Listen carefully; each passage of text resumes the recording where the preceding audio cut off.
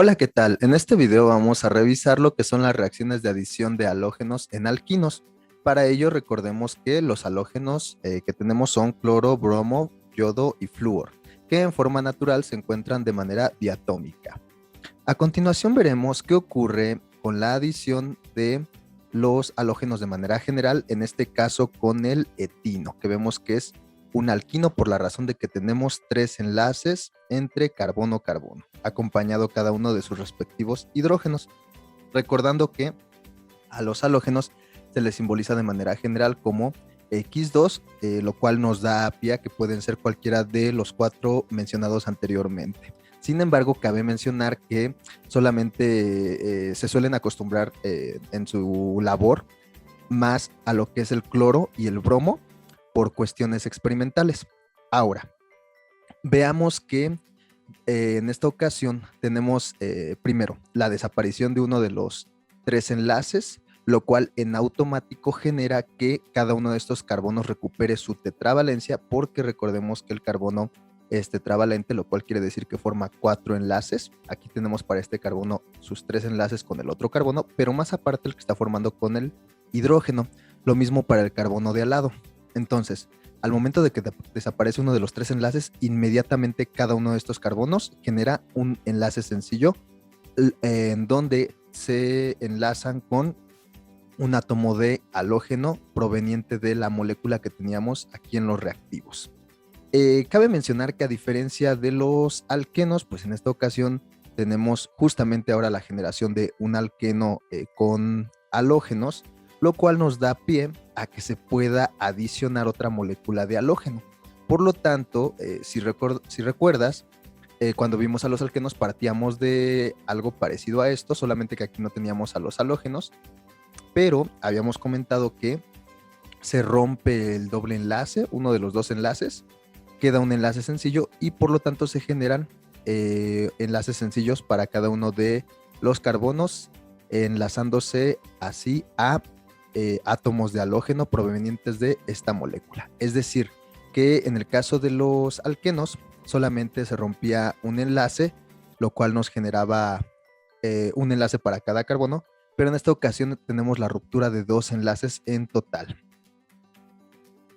Yendo a un ejemplo en concreto, tenemos al etino frente a cloro, en donde vemos que como condición de reacción, pues nuevamente requerimos un disolvente que puede ser tetracloruro de carbono o diclorometano, y pues veremos que la adición promueve a que, como comentábamos, se rompa uno de los tres enlaces, se formen enlaces sencillos con cada carbono y se enlacen con átomos de cloro en este caso.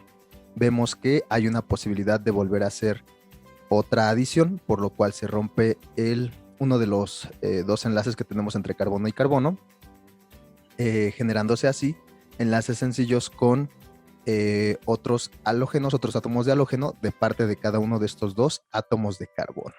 Vemos que aquí, por lo tanto, de manera global, se generó lo que sería el 1122 tetracloroetano, a partir de lo que sería el etino. Etino en presencia de cloro. Pasando ahora a otro ejemplo, tenemos aquí a lo que sería el propino.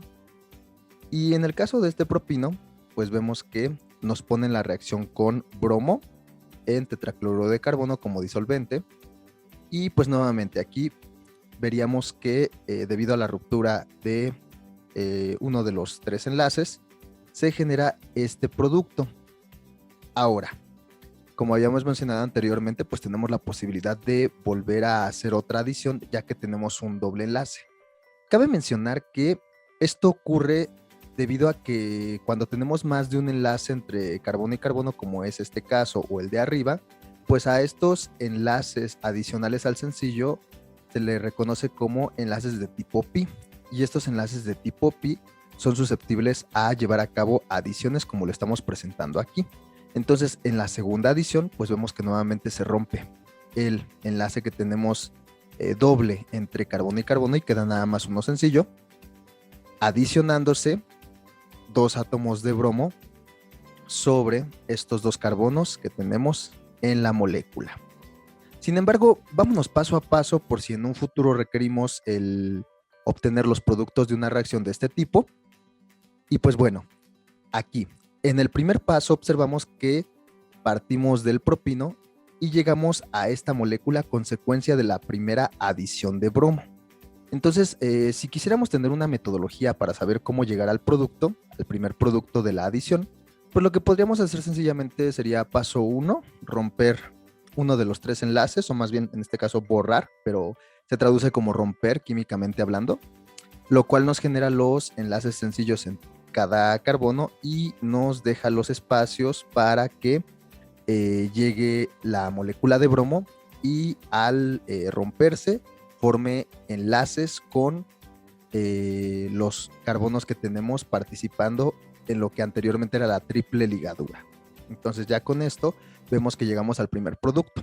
Ahora, comentábamos que sobre de esta molécula se puede generar otra adición, por lo cual si quisiéramos continuar yéndonos paso a paso, ahora la metodología que estaríamos describiendo a continuación para pasar de esta molécula a la final sería pues que nuevamente rompamos el otro enlace que tenemos aquí y nos queda un enlace sencillo carbono-carbono.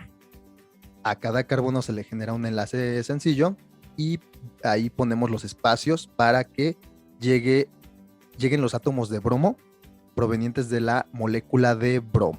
Entonces, estos átomos se acomodan aquí y ya con eso tendríamos nuestro producto final, que si vemos se trata del 1122 tetrabromopropano. Pasando a otro ejemplo, tenemos aquí. ¿Cuál es el producto que se obtiene de la cloración del 2-pentino? Bueno, pues vemos que en esta ocasión, paso 1, tenemos que recordar quién es el 2-pentino, es decir, que en algunos ejercicios de reacciones pues va a venir implícito la práctica de nomenclatura. Para el caso del 2-pentino, bueno, aquí observamos que la molécula en esta parte tiene una forma lineal. ¿Esto a qué se debe? Como estamos hablando ahora de alquinos, es importante mencionar que cuando manejemos la fórmula topográfica de los alquinos de manera geométrica presentan una geometría lineal. Digamos, esto con base en la experimentación que se ha llevado a cabo del estudio de los alquinos. Entonces, debido a que su geometría es lineal, se suele en la fórmula topográfica dibujarlos como está aquí. Es decir, que un error recurrente es que este último carbono se dibuje como lo tenemos de este lado, ya que eso sería incorrecto con base en la teoría que se ha propuesto. Entonces, el 2-pentino, vemos que aquí tenemos 1, 2, 3, 4, 5 carbonos. En posición 2 tenemos al alquino, por lo tanto tenemos al 2-pentino y dibujado de manera lineal. Entonces, vemos que aquí nos preguntan cuál es el producto de su cloración de esta molécula. Ponemos aquí el cloro en presencia del disolvente.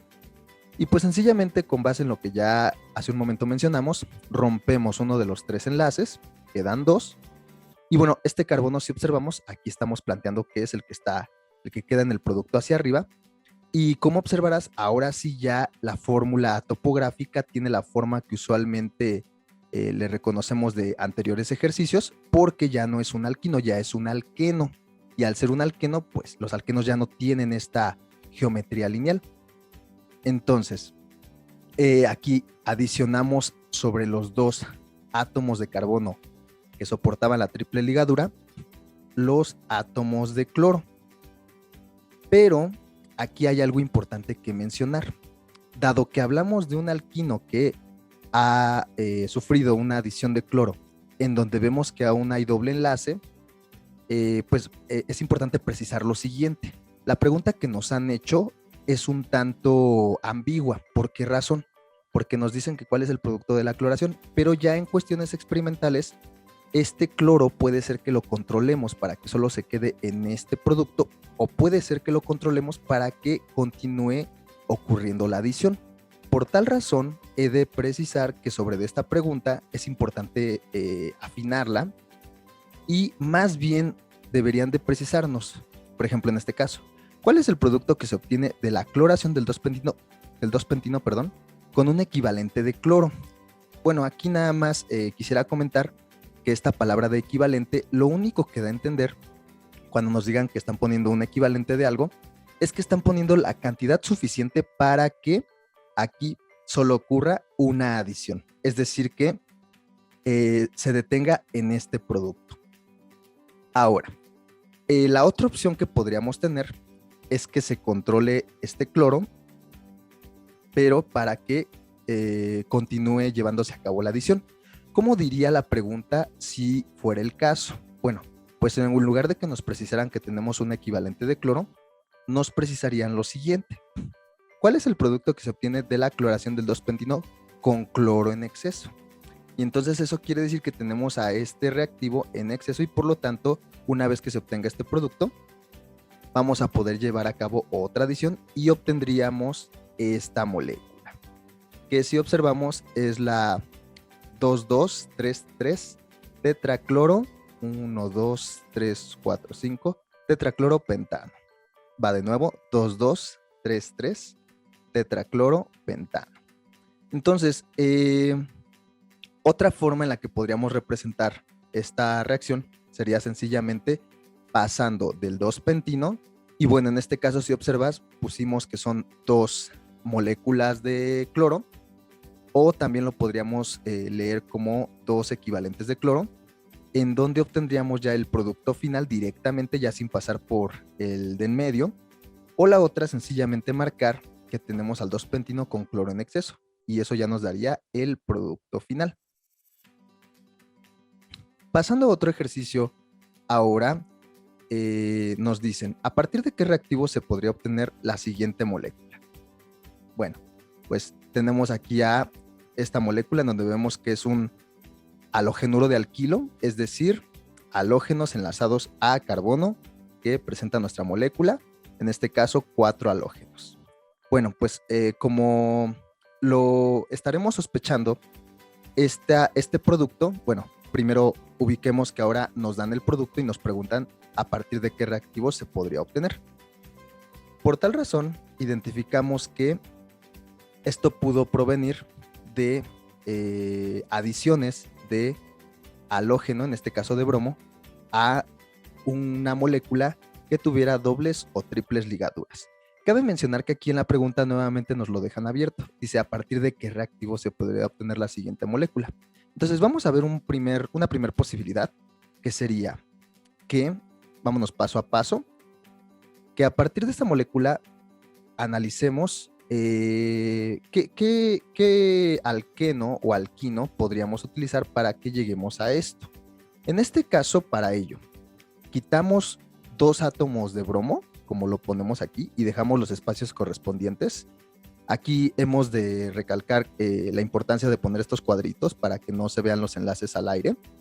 Y posteriormente damos lugar a que si ya quitamos estos 2 átomos de bromo, bueno, pues podríamos ya quitar como tal estos 2 enlaces y por lo tanto formar una doble ligadura carbono-carbono.